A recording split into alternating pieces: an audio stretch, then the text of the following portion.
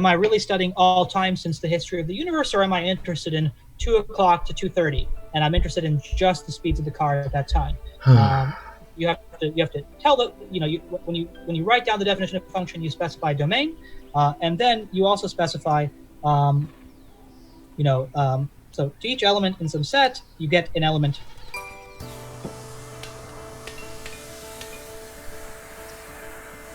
F of x.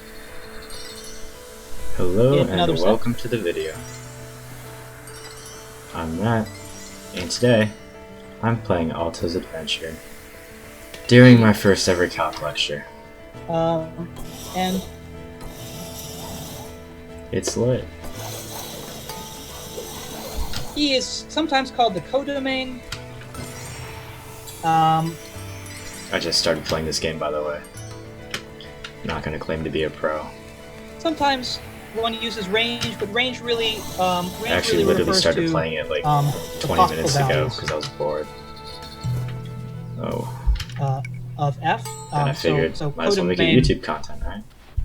E could be bigger. Okay, so let's just do some examples. Let's try to keep it as content as possible. So, for instance, D equals the times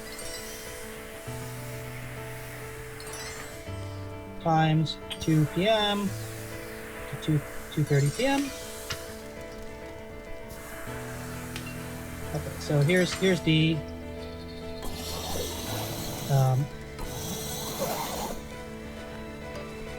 Sorry, I'll just write. Oof. Here's D. You can just represent by a number 0 to 30. Okay.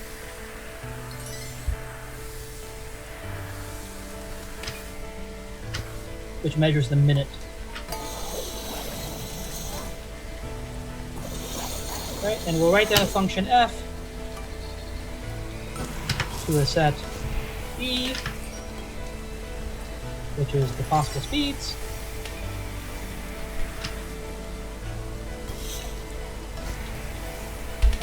But we'll allow, let's say, the codomain E will allow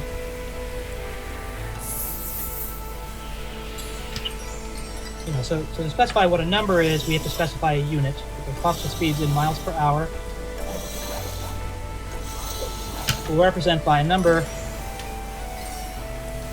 0 to 100. Okay, maybe we're assuming that we're just going to cut it off at 100 because our car never went above 100. But in fact, Rip. If we only went from 0 to 60 over this time,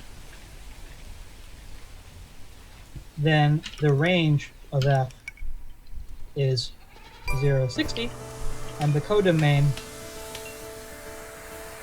of f is 0 to 100. Just a disclaimer, I don't recommend doing this. So we allow more possibles calculus 1 already. In the codomain than maybe we take. Sometimes we're allowed to do that in how we write out I don't need to listen as much. Just want to clarify that these words. Taken a class before, and it's your first day in that class, I would recommend playing Alto's Adventure as the range during it.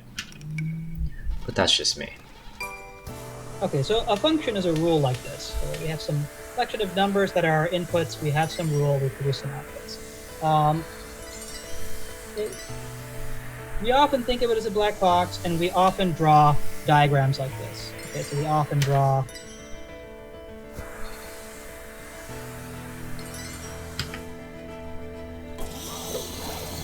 we can represent functions in different ways. But sometimes we represent these like functions pictorially. Sometimes we graph functions.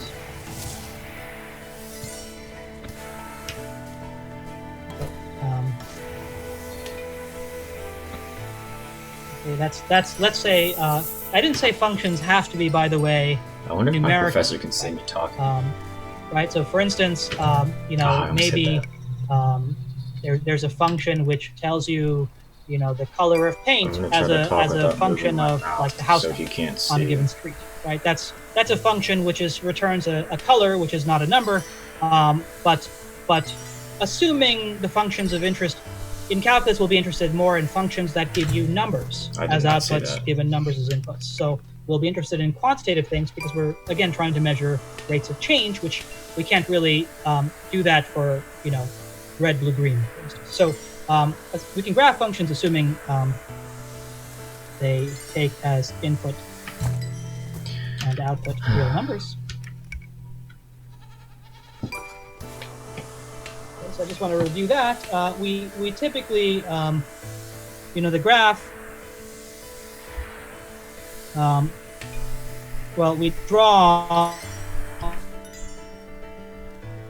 a set of points of the form. Okay, so x is an input in D. Alright, we'll stop there for today. Class we draw or plot approximate. Thanks for watching, guys. If you want to see more content like this, let me know. Leave a like. Catch you in the next video.